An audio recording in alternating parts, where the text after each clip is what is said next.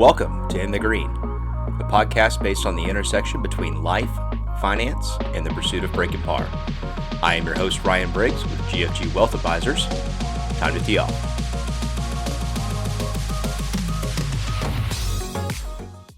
Back to In the Green podcast. We are joined again today by President of GFG Wealth Advisors, Mark Green. Mark, thanks for stopping by again. Glad to be here. Thanks for having me. Yeah. Appreciate you lending me some of your time. We're going to talk a little bit about today about a healthy financial life and what does that mean? What are some ways to get there? How do you everybody you hear that, you want that. I mean, a healthy financial life. Yeah, it sounds great. I want a healthy life with my body, healthy financial life, healthy relationships. They're all very important. We're going to focus today on the financial side of things and how to get there. One of the topics that I always start with clients and people that I'm coaching is, let's talk about your goals. Where do you want to be?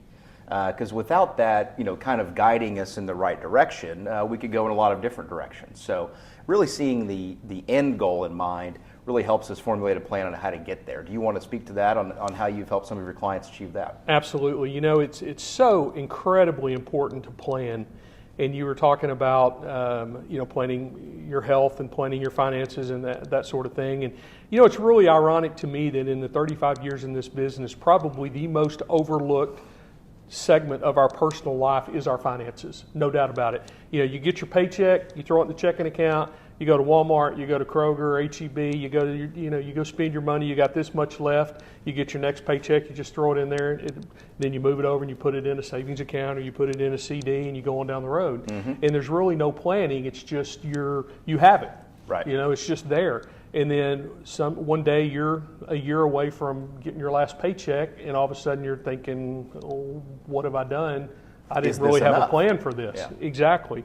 And so the sooner you can start, the better off you're going to be. And, you and I were talking earlier off camera about a GPS and a map and that sort of thing. And what I like to talk to clients about is, so we live in the Bryan College Station, Texas area, and our closest airport is Houston or Austin. And so let's say that Sherry and I, my wife and I are going to go on vacation. And She likes those. She does like those. She does like those. And but we don't like stress. We don't want to be stressed about it. So we plan we're going to leave Bush International Airport, and we know that with the new superhighway that they put in, it's going to take us an hour and a half or hour and 45 minutes to get there. I don't want to leave 2 hours before my flight and have to go really quick. Mm-hmm. I want to go 4 hours before. That's going to put me there about 2 hours early. It's going to get me checked in, do our TSA pre-check. We're going to go sit down and we're going to enjoy a cocktail or something to eat, and then we're going to casually get on the plane and relax, and everything will be fine. And that's how we want to be with your financial life, is we want to talk to you as early as possible. It's never too late. I want to stress that. It is never too late, because you always are going to have some kind of a future that you need finances for. And on the same side, it's never too early either. That's correct. Right. That's correct. There's two sides to that coin. That's correct. And so the earlier we can talk, the better off we're going to be and help you plan that roadmap. And there's so many variables to the roadmap. You may want to retire with a second home. You may have kids that live in a different part of the country and you want to go spend 6 months a year with them. Mm-hmm. You may want to have a yacht off of the coast of Florida. You may want to travel 12 times a year, once a month. I mean, you might want to buy an RV and drive around, sell your house and drive around with a cell phone and a P.O. box. Sure. Everybody's story is different, and we can adjust to that.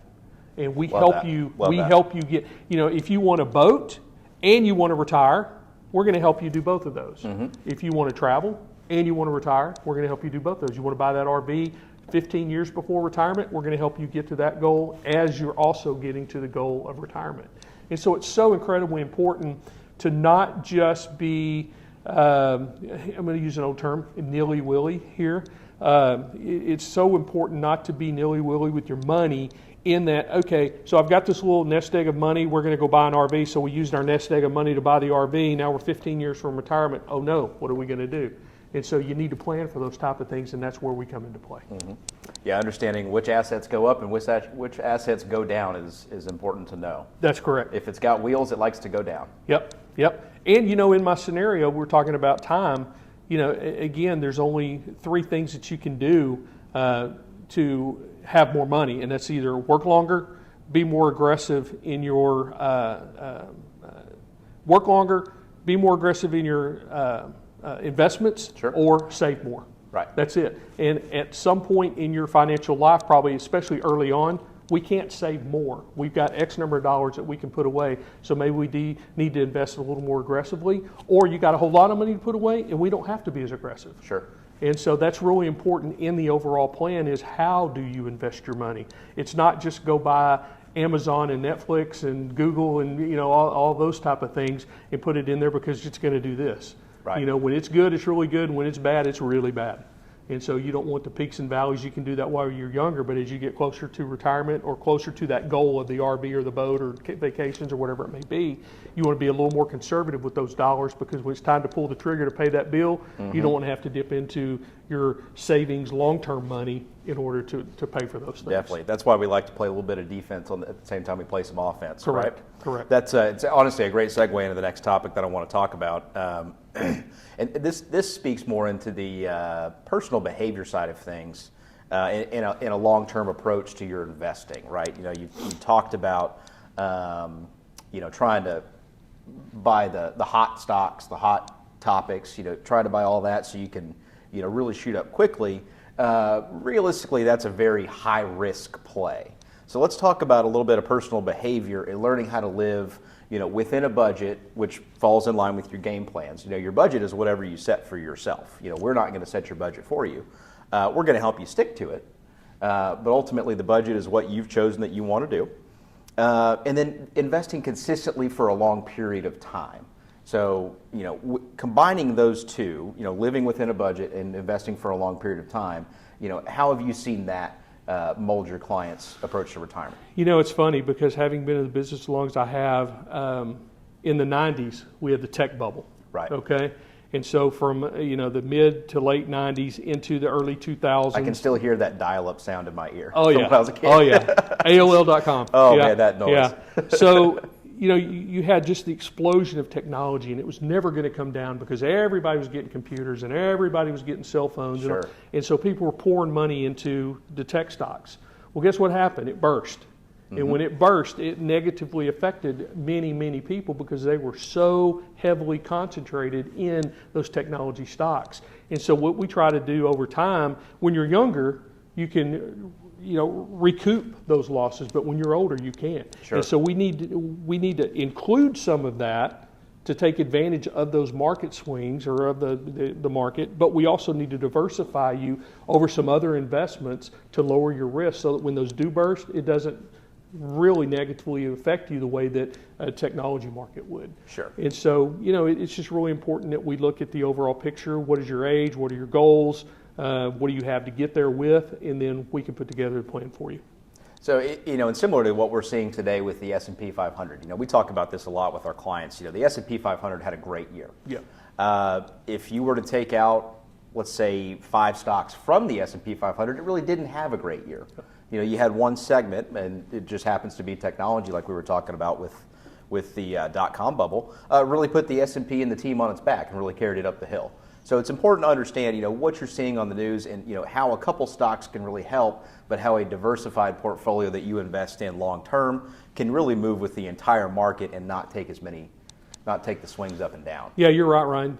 One of the things that I talk to clients every single day about is, why am I not doing as well as the S&P 500? It's a very popular question. Absolutely. And a rightfully asked question. A justified question, that's very right. So, yeah. And what is a misconception about the S&P 500? So the S&P stands for Standard & Poor's. The Standard & Poor's 500 is 500 of the largest stocks. It used to be U.S. stocks, but now there's some international, because like Amazon's a U.S. company, but it trades obviously. It's a global world now, no doubt. And so, the S&P is managed by a board or a group of people. They get together annually and they look at the portfolio and they say, we think this next year, this stock, this stock, this stock, and this stock are going to do better, so let's overweight those in the portfolio, and these and these and these are not going to do as well, so let's not put as much weighting on those. And so there's overweighting in the portfolio. And when they're right, they do really well. And when they're wrong, they still do pretty good. Sure. Okay? And so that is the benchmark that when you talk about investments or you talk about the market, That's what people are referring to. When you say the market did this, they're talking about the S&P 500. Right. So that being said, it's a not equally weighted portfolio. Mm-hmm. So if you don't own Amazon, Meta, Tesla, NVIDIA, 3 or 4 or 5 other ones, if you don't hold the top 5 to 8 stocks, you underperformed. And the S&P 500 is up 21, 22%. Most people are up in the 8 to 12 range because we weren't overweighted. But we're beating CD rates, we're beating inflation, and we're doing exactly what you need to do. We go back to that roadmap. Do we need to get you somewhere in 2 hours, or do you have 4 hours to leisurely get there? Right. And so the longer we have the plan, the less volatility we have to get you to get where you need to be. And if you start early and you only need 5% to get there, then why are we taking a bunch of undue risk so that you get a lot of downside? Mm-hmm. We don't want that. We try to even it out. We're going to give you market type returns, but we are not going to try to guess the next hottest stock in order to get you, like NVIDIA. Who would have known? NVIDIA is up, I don't know, 200, 300%. I wish I had a boatload of it. But when it starts going down, I'm going to be glad I don't. Yes. So, yeah, it's how much do you want to ride the roller coaster? Yeah. I guess is a good way to put it. And probably a great example of that's Moderna and a couple of the other stocks that were in during COVID. Mm-hmm. The vaccine, they came up with the vaccine, stocks went through the roof. Unfortunately, funeral home stocks went through the roof. Mm-hmm. Now they're all down. Right. They're on the I don't want to own right now list. Mm-hmm. And so that's the reason for diversification. Sure. So when we're talking about, we've talked about a lot of, in football terms, offensive things. We've talked about the investments that help your money grow. Let's talk a little bit about the other side of the line of scrimmage on the defensive side. So there's certain things you can put into place, and you alluded to it earlier, where you want to have funds where you don't have to reach into your investments to cover the electricity bill, things like that. What are some types of defenses we can put in place to keep you from having to do that? I'm talking life insurance, long-term care insurance is a big one, and just a simple emergency fund, right? Yep. Yeah, the number one thing that we talk about when you come in and we're talking about diversifying your assets, what's your cash position? Right. What do you have in the bank? What do you have in savings? Just earning a little bit. That's okay. You don't want to earn. You want to earn as much as you can, but you want to safely earn what you can. Because, again, you don't want to go to your investments at absolutely the wrong time. Last year when the stock market was down and the bond market was both down, double whammy, mm-hmm. Most portfolios were down 10, 12, 13% last year. There was no safety except that cash. Right. And so your air conditioner went out last summer. You don't want to have to sell your investments when they're down. You want to go to your cash position. Mm-hmm. And then you replenish your cash position when the markets return and you spin off some of that money to go back into your cash position. So we generally tell clients, 2 to 3 months, depending on your, if you've got a $20,000 or $25,000 a month need for your bills, then you probably need $50,000 to $75,000 in cash. Mm-hmm. And I know that's a lot of money, but you may have the need for a lot of cash at some point. And so It's better to have it safely there than to invest it and lose it and then need it.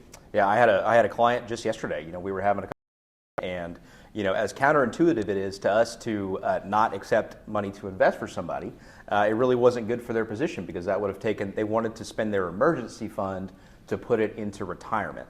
And it really could have put them in a bind for unforeseen things down the road. And that's how we help you play some defense. Yeah. Life insurance is a big thing, and that's something that we can certainly help with and I think is important. If the loss of one of the parents in the household, you've automatically, taken that income and just wiped it off the board.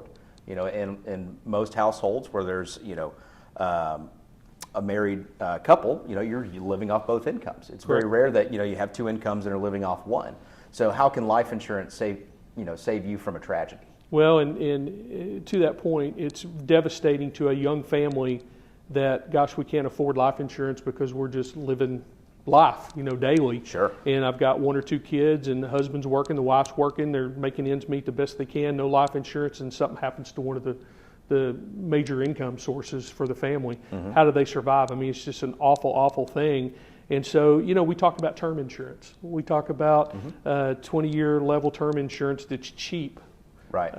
When you're young. And even late in life, let's say you have a large estate and you don't have any life insurance. All of a sudden, Well, a perfect example is Jacqueline Kennedy Onassis. Do you think that the kids liquidated her estate because they wanted to get rid of her stuff? No, it's because there was no insurance to pay for the estate. And so they had to liquidate some of the estate to pay the taxes. Mm-hmm. And here in Texas, we have a lot of people that are in oil and gas and own a lot of land and cattle and that sort of thing. And when they pass away, they want to pass away and give the land to their heirs.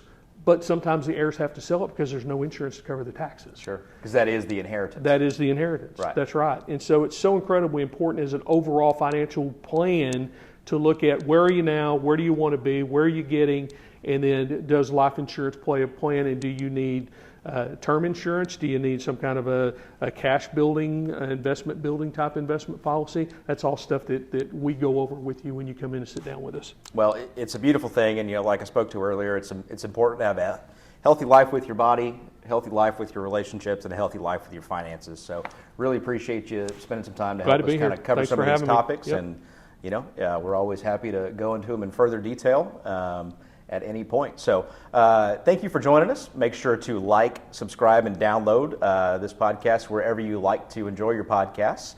We hope to see you in the 19th hole. Thanks for listening to our episode today. Make sure to like, share, and download our episodes wherever you get your podcasts, and we'd really appreciate a review. Hope to see you in the 19th hole. Content here is for illustrative purposes and general information only.